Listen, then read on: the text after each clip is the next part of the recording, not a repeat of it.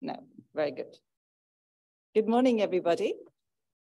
And welcome to this session on emerging technologies and its impact on peace and security, which is a very broad issue to explore in 45 minutes, so we can only touch upon it. And it's really good that we've already started exploring it yesterday during the session in the afternoon on armament issues, where we had an excellent presentation on artificial intelligence from Anna Nadibaidze.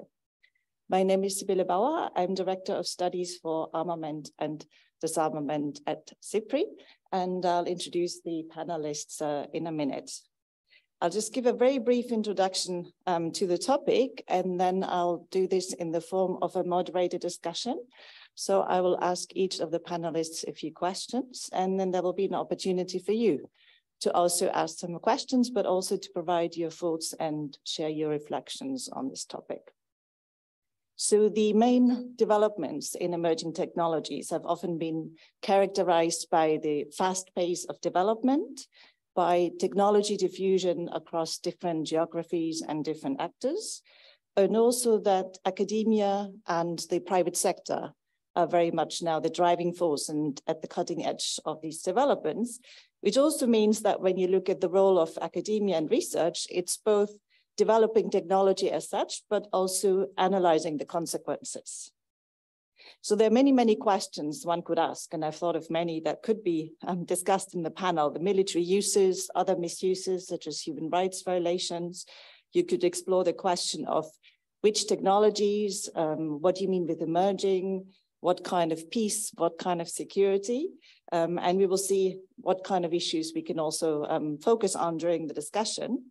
But the question that I would like to now pose to the panelists are very much focused also on relating it to the background of their work and their angles on this issue. I'll briefly introduce first Lode Dewaegheneire, who has a military background, so he has very relevant expertise to bring to this issue, and he has made this military expertise available for different campaigns. So the campaigns against landmines, and currently also the campaign to stop killer robots. And this is actually where we met when the IPA Peace Prize was awarded to the campaign to stop killer robots a few years ago. And actually the next laureate of the Peace Prize of the city of IPA was just announced and published today. So you can all have a look at the website and find out who the next laureate is. Let me also straight away introduce the other speaker, Frank Kuhn, who is from the Peace Research Institute, Frankfurt, and he has a background in the social sciences, but his job now is to lead the cluster for natural and technical science arms control research, which of course is extremely relevant to this issue area. So with that, let me first turn to Lode and ask you what you think are the most concerning emerging technology trends, and what are the peace and security implications? Thank you, Sibylle, for this introduction and the question, and thanks also to the Flemish Peace Institute for inviting us at the campaign to participate in this very important colloquium and panel of this morning. Yeah, what are the most concerning emerging technologies? I mean, there are a lot actually. Very often, 6 big categories are identified as disrupting, emerging technologies: hypersonic missiles, big data analytics, space, quantum-based technology, artificial intelligence, and robotics and autonomous weapons. From my point of view, my field, I would like, if you allow me, to focus on artificial intelligence and the autonomous weapon system, where we see for the last decade really development at lightning speed. I remember I participated at the first meeting in Geneva on autonomous weapon system, and it was in 2014. So that's 9 years ago, and we were discussing on something that was science fiction, and that also explains a bit the name of the campaign, Killer Robots. We were talking about the Terminator, something far away. We are now at 2023. We are not talking about science fiction anymore. We are talking, we are running behind the events almost, because technology is moving very fast, and diplomatic processes are very slow. So sometimes we encounter our limits and everything.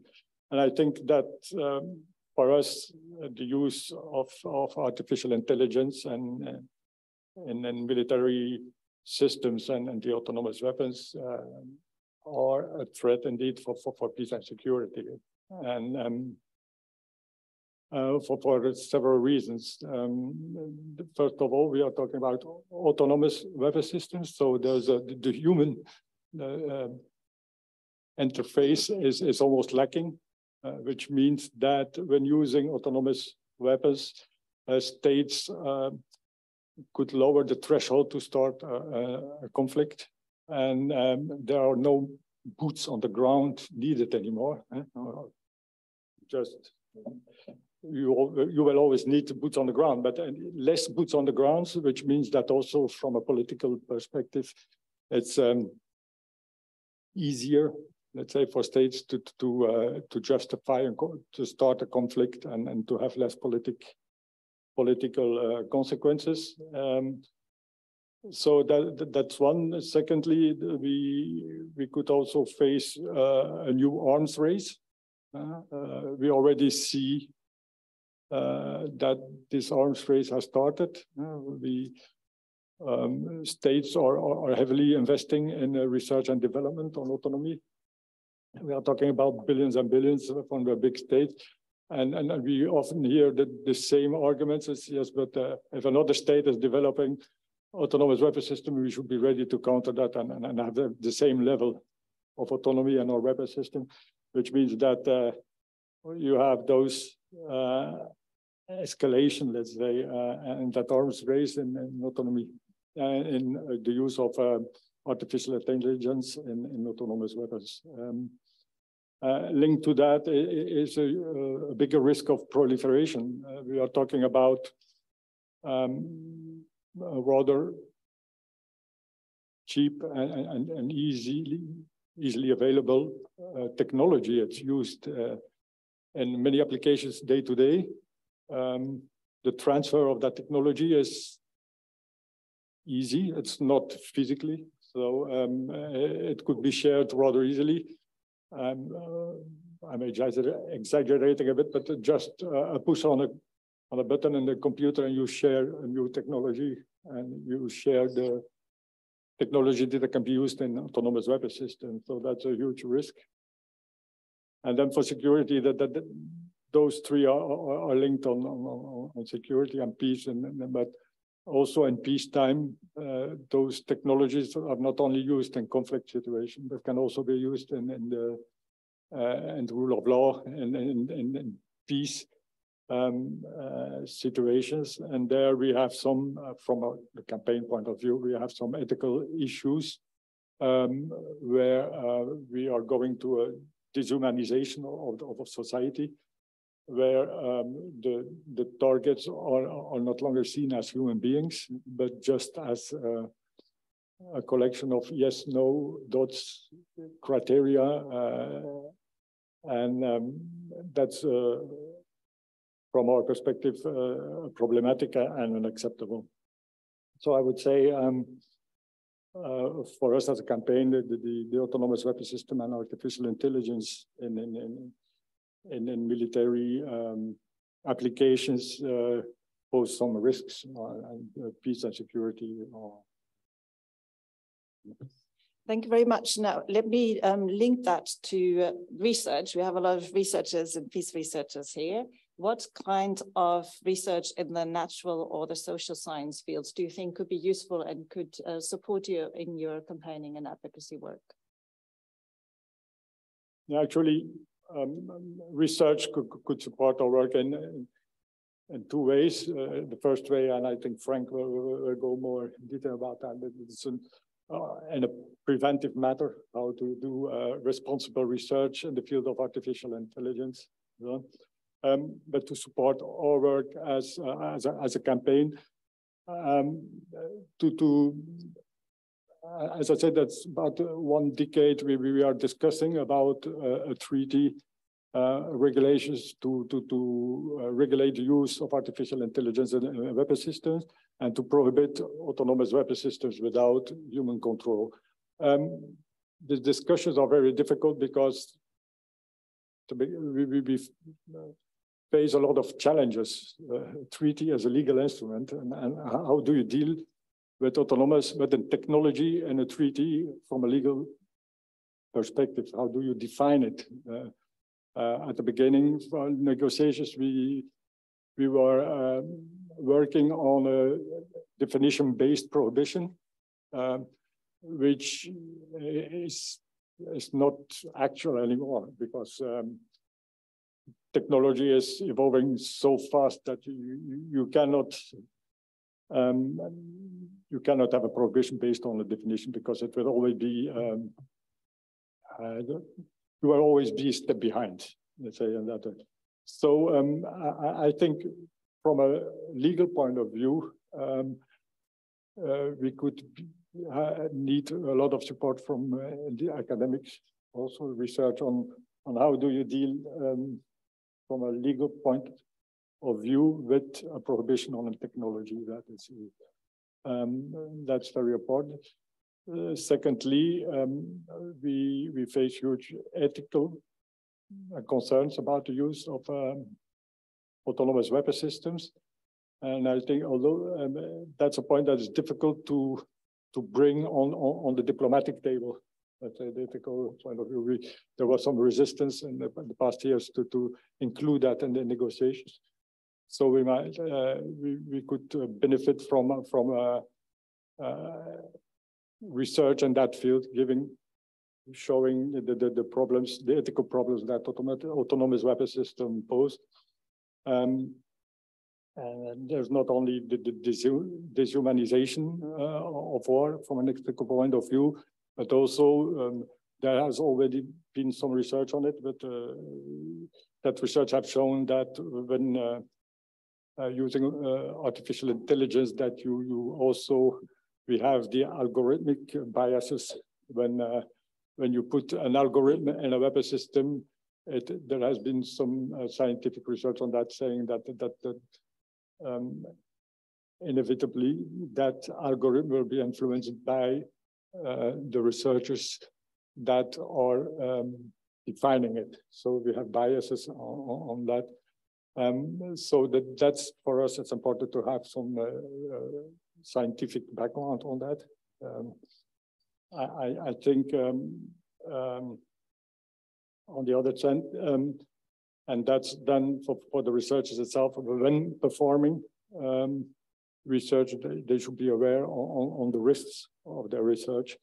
And I think that they can, if you're talking about fundamental research, also, I think that the academics are best placed to warn, to have an early warning on what the risks are of the research and what, in what way they could be used or misused, let's say, in a weapon system. Many thanks. Then let me first turn to Frank, and then if there's time, I may come back to you. I briefly outlined the trends in emerging technologies. So where do you see the implications for peace and security, and the implications for peace research in the natural and the social sciences? Yes, first of all, thanks very much for your introduction, and thanks to the Flemish Peace Institute for this invitation. I'm happy to be here. Yeah, I think we've talked already about the trends in emerging tech, and it's really quite obvious that there's a rapid pace of development in various kinds of technologies. We've mentioned AI, we've mentioned data, but there's also developments in biotechnology, or there's novel materials and manufacturing techniques like additive manufacturing, or we usually just say 3D printing. And then there's also technical advances in the area of propulsion systems, so energy for rocket motors, or also relevant, of course, for hypersonic cruise missiles or hypersonic missiles. And I think this kind of rapid pace of development really means for researchers that it's increasingly difficult to keep track of all the different developments. So during the Cold War, the main overarching issue was nuclear weapons and nuclear deterrence. And now we've got a wide range of issues that I think are difficult to address for generalists. So yeah, what we really need is specialists in their own discipline, so they can take an in-depth look at different kinds of technologies. This, I think, is one of the main takeaways that we would need to make from the developments we see at the moment. And of course, this applies to both the natural sciences and the social sciences, right? So perhaps before you could have a physicist addressing various kinds of technologies, but when you want to take a look at the risk and also the opportunities of, say, biotech, you would probably need somebody who's got a degree in, biotechnology or biology or maybe even chemistry. And it applies to the social scientists as well. So I think it's difficult for someone who's got a perhaps degree in political science to just to focus on, say, AI, nuclear weapons, biotechnology, because these issues, they've become so difficult. You really need in-depth expertise in order to address these issues here.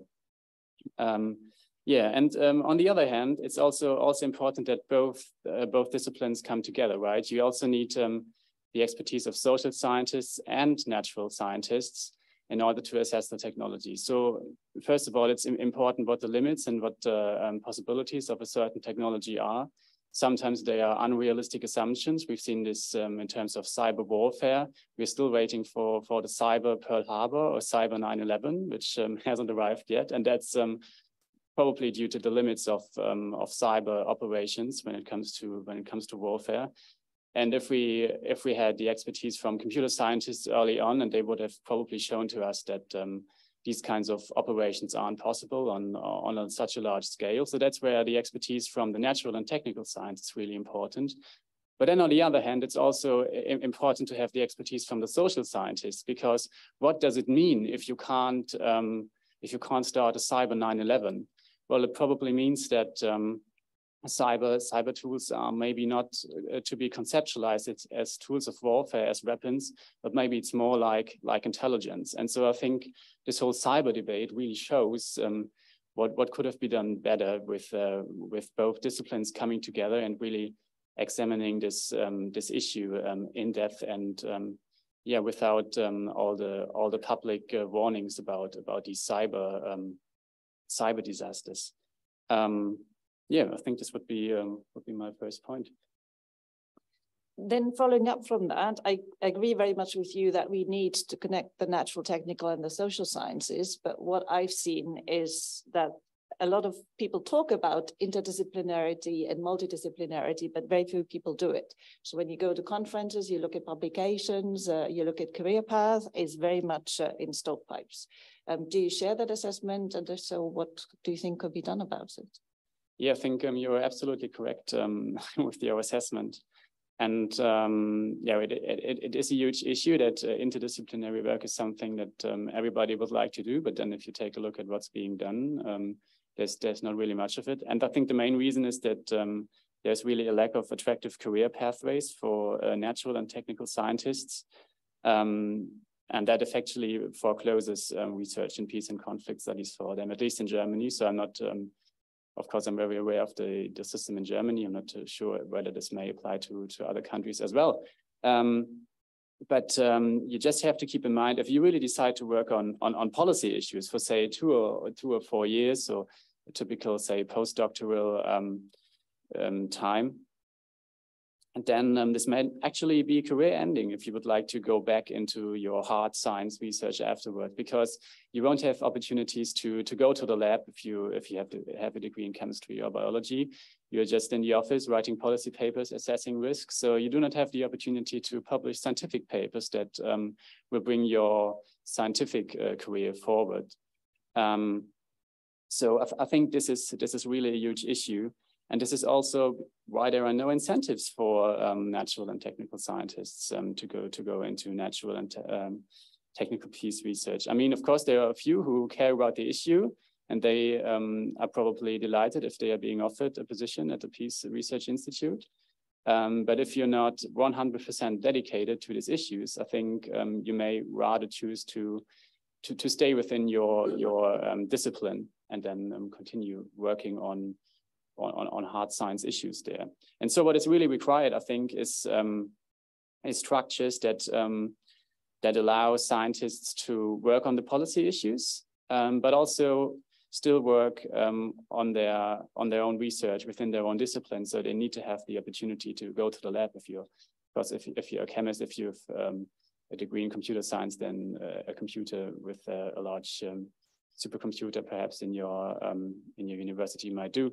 But yeah, I think that's really important, and that's part of what we try to do with our new cluster on natural and technical science research at PRIF, to bring in natural and technical scientists, to give them the opportunity to work on the policy side of things, but also give them the opportunity to work within their own disciplines. So in order to make these positions much more attractive for them. Great, thank you. And then one last question for you, which is from where you stand, what issues do you see that are currently prioritized and focused on in the natural and social sciences and the emerging tech field, and which are the issues that are not addressed?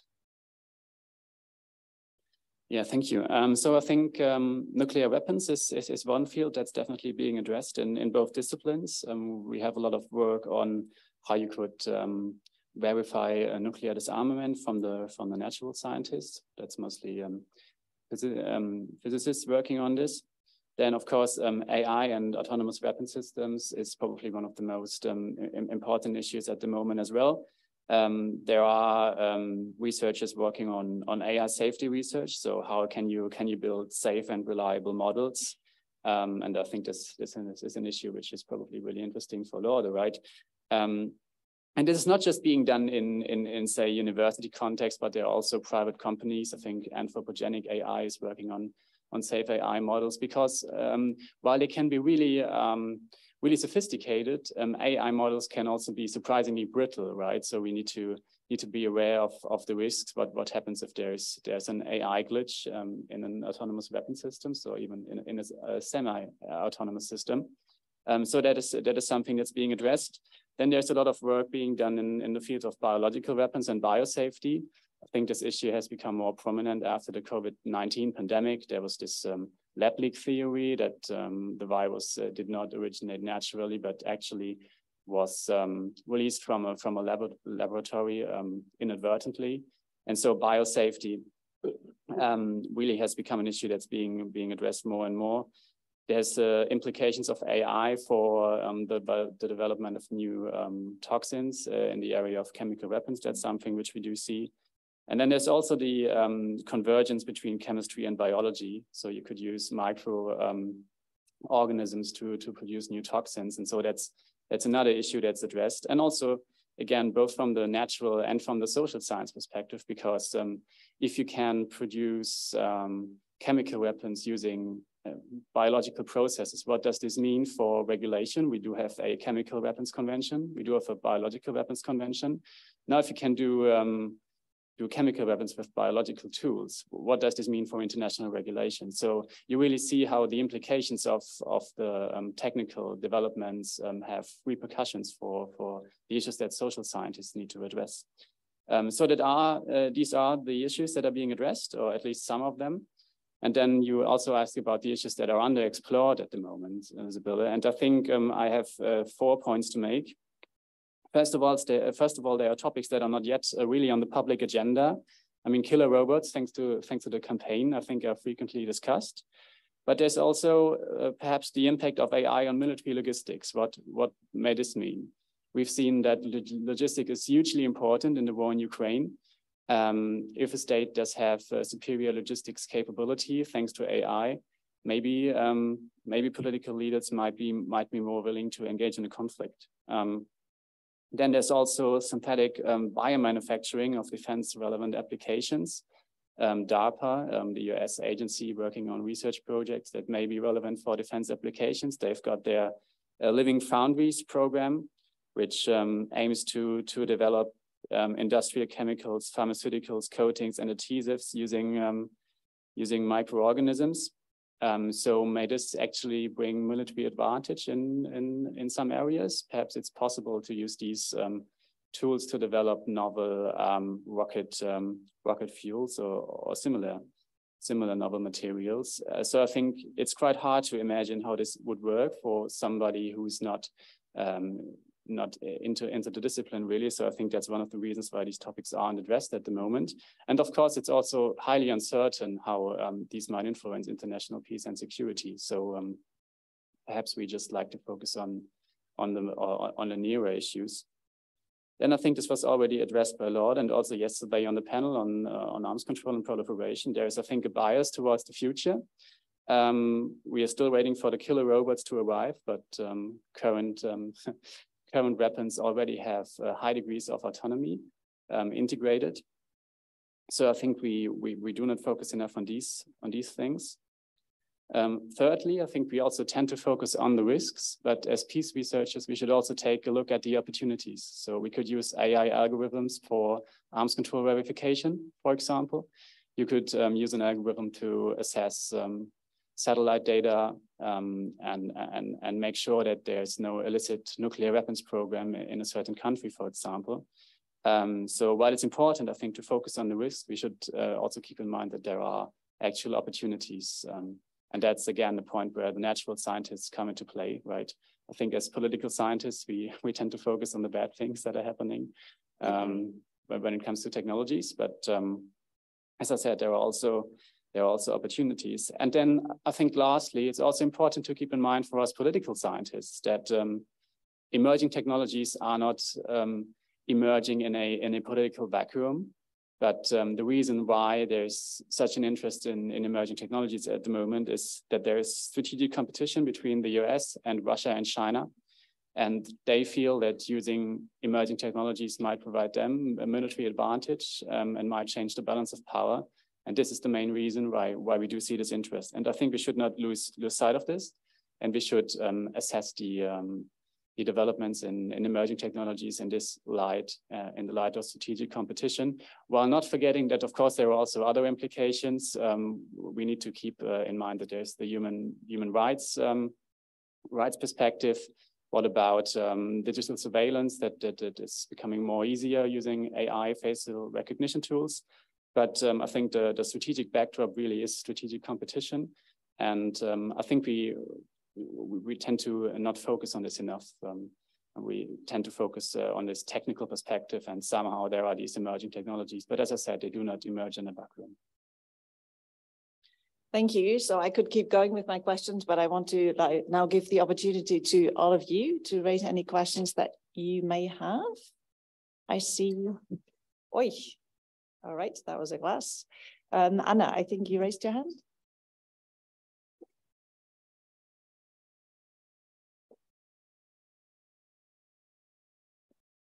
I think there is a mic coming your way.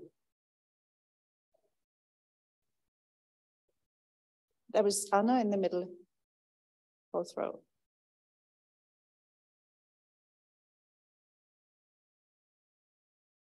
Thank you so much for the panel and for your remarks. I'd like to ask you both of you to think about the terminology we use as researchers in this debate. Yeah, especially in this case, it's emerging technologies, but also could be disruptive technologies or game-changing, and whether some of these terms play into certain narratives and whether we should pay more attention, especially in this case. Of course, there's a lot of uncertainty about many of the technologies that you talked about, but also it might kind of give the impression that it's still emerging and therefore it's perhaps not as urgent, and often, yeah, that regulation is not as urgent. Thank you. Thank you. I think I'll take first a few questions and then I'll turn it back to the audience. And the third row, I'll first take people who haven't spoken yet. On this side, on the third row, I think. No? Some people move and don't, so maybe put your hands up like this because it's very difficult to see. Yes, so Moritz, yes. Thank you for the panel and thanks for the interesting remarks. I just had an idea, which turned into a question that occurred to me, and this is that when we talked about nuclear weapons regulation, arms control was by keeping the genie in the bottle, so to speak. Everything was secret. We wouldn't share information, anything. On emerging tech, it's the opposite. So ChatGPT, one of the examples, not a weapon, but the company that hosted is called OpenAI. So they do the opposite approach. And I was just wondering what your thoughts were on how we use this for regulation, this completely opposite way of dealing with these issues. Thank you. Great. Should we turn it back to the audience, and then we can do a second round? Lode, do you want to go first? Yeah, thank you. On the terminology, it's indeed a very interesting question because and first of all, as a campaign or campaign 2, we have that is an example of the terminology we use.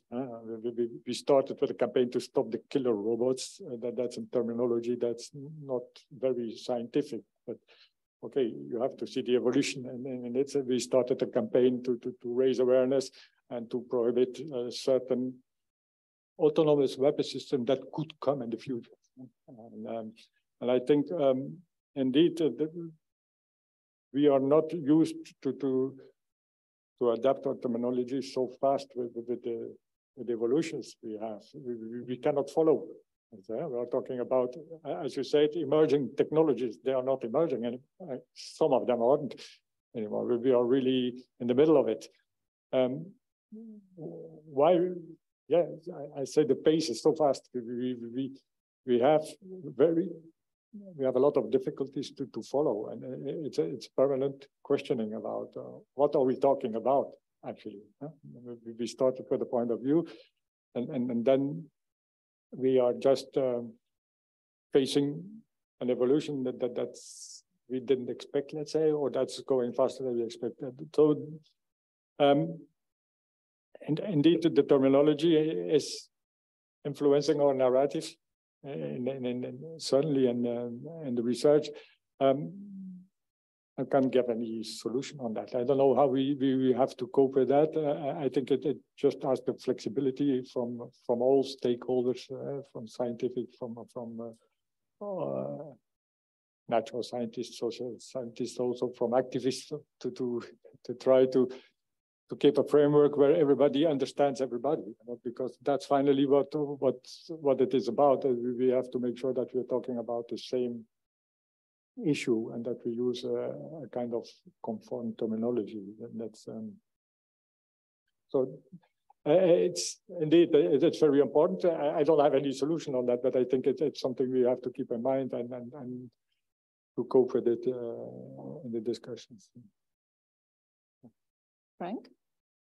Yeah, thanks very much for your questions. I would first address the question by Anna. I think your point is really, really important, and we do need to think about the language, absolutely.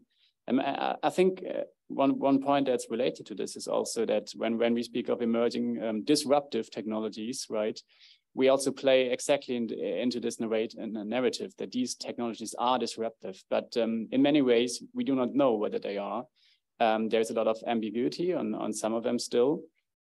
And then there's also the risk that that we may actually say overhype a certain technology. We do know that there was a lot of discussions about hypersonic missiles, hypersonic weapons, starting say 3 to 5 years ago.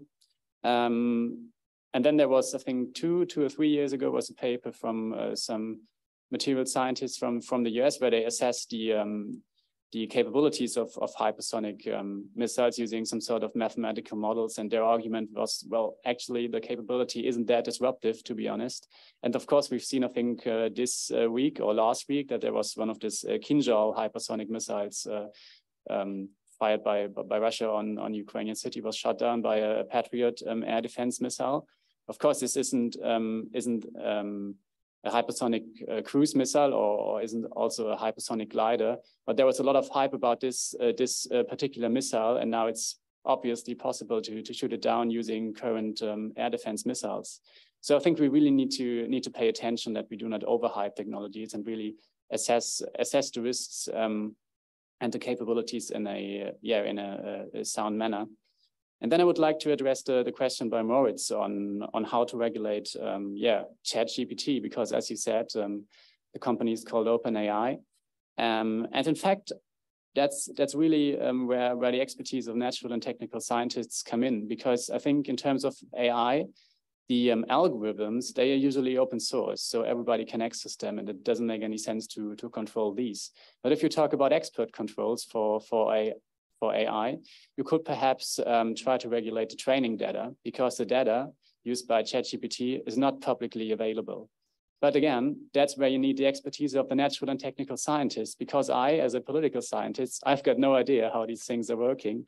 I need to read technical papers or perhaps policy articles by a computer scientist who's working on AI to make sense of what the policy options are and whether or not they are feasible.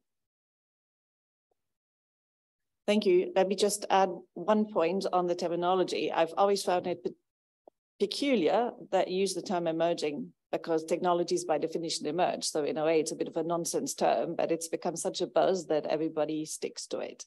I found it sometimes more helpful to use the technology readiness levels, and you talk about the degree of maturity of a technology, how it moves from the fundamental research to applications, or you could talk about emerging military applications or security applications. But I think that could be a really interesting role for research to actually further refine the terminology, not just copy something that somebody's invented. And we are all a bit lazy in coming up with new concepts.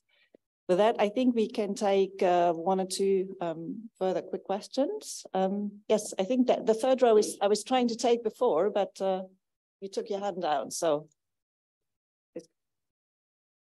Thank you very much, Cedric de Koning with NUPI. I was wondering about so obviously there's a lot of hype about the negative dimension here, but what about the positive dimension? What about peace robots?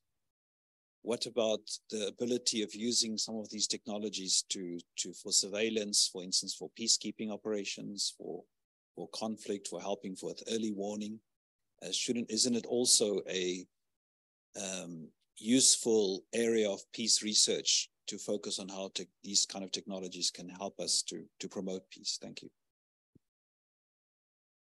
Thank you. I'm always trying to do gender balance with questions. So if there are any women raising their hands, you'll have priority. If they're not, then I'll take one of the men who raised their hands. No? Okay, then it's Owen. Thanks a lot. Owen Green from University of Bradford. And thanks. There are many things to say, and I agree with your last point, Sibylle. It's probably readiness levels, and then that depends on institutional context too, is the best of framework. My point is that I've got one comment, one question. So the comment is, I completely agree with Frank that sort of traditional career trajectories are tough for interdisciplinary work, particularly from the natural technology science. Nevertheless, they are available for those that are determined to pursue them. One wouldn't want to understate that. Obviously, academics, once they've got tenure, can more or less do what they want when it comes to multidisciplinary. But beyond that, there's quite a rich set of NGOs that work in that area, linking with international organizations and state, state ministries. So one can navigate that, but it's never the way to an easy career path. I agree. The question I suppose I've selected to ask is, I'd be very interested in your elaboration on the opportunities that so-called second tier arms exporting states might have wearing under the emerging technology AI, taking the point that that a lot of the most worrying developments are not high tech in any strongly. They're certainly accessible to second and third tier sort of traditional producers in terms of technological advancement. And obviously there are a number of countries that play a big role. I don't know whether one would classify Israel as a second tier, but probably one would. But still, it takes a lot of advantage of that. But Iran, Turkey, a number of others are sort of trying to remain prominent in the application of at least relatively ready, but technologies at a relatively cheap level. So I wonder whether you could comment on that particular dimension, because obviously global norms and global discussions normally apply to a set of countries, normally are most actively targeted at those countries which are seen as a first league when it comes to technological innovation. Thank you. That's also a very big question to add to our research agenda. What is an arm? What is a weapon? And how is the industrial landscape changing with technology? So yeah, I'll leave that to all of you to research over the next years and decades. And I'll hand it back to the panel. I'd like to add one question that came up during the panel yesterday, which is something that was raised at the RE-AIM summit. Has the train left the station with regards to AI? So with that, the two questions and the last one. Lode? Thank you. About the positive side of the application, sure they are. And I have to say straight away that the campaign is not against research and development of artificial intelligence for military use. But since we are campaign against problematic use, we are focusing more on that than actually. But that at RE-AIM also we had a panel, and then we were discussing about technology, about artificial intelligence that makes mistakes based on how to integrate respect of international and humanitarian law in artificial intelligence and stuff like that. And somebody said, yes, but people are making mistakes too, and probably more mistakes than artificial intelligence. Yes, but I'm more to say, let's use artificial intelligence to make people make less mistakes instead of letting everything in the hands of artificial intelligence. Let's use the artificial intelligence to make better decisions and leave the decision to human beings. But yes, there are positive applications on that. We are just drawing attention that there are some red lines in the use of artificial intelligence in a military weapon system or military applications, and that's meaningful human control. We don't delegate the choice of the use of lethal forces to a computer system or to an algorithm. It should always be a human being. So I fully agree on that. If I then on the interdisciplinary and the second year, yeah. Indeed, we are seeing some actors that we are not used to see, well, not used to see.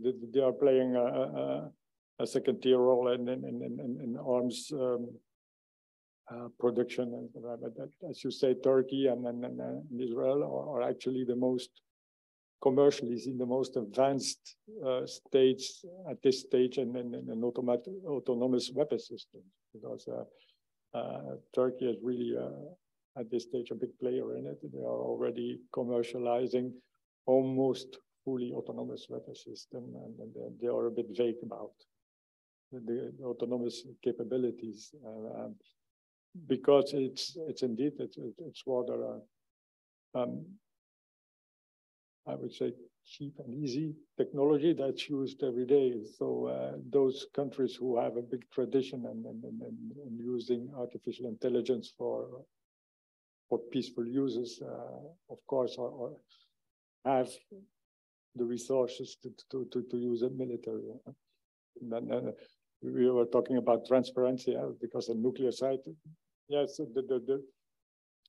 the artificial intelligence industry is making a lot of publicity on what they are doing, but that's only the one side of the story we see. The military applications are not so publicly lauded, let's say, by others. Thank you. Thank you. All right. Yeah, thank you. Frank. Thank you. Yeah, on the peace robots and opportunities for early warning, I think there are quite a few projects that try to use big data in order to establish early warning mechanisms when it comes to, for example, genocide prevention or generally the outbreak of armed conflict. I even think that the German Federal Foreign Office has got a project on exactly these kind of topics. So I would absolutely agree that that's one big opportunity where emerging tech or AI could come in, and that's perhaps also something that we as peace researchers should continue to explore. And I think it's important to keep keep that in mind, because usually when we talk about AI, we focus on arms control, non-proliferation issues, but perhaps bring in researchers working on genocide prevention and these sorts of topics is perhaps quite beneficial. So I guess we should make sure that that happens as well.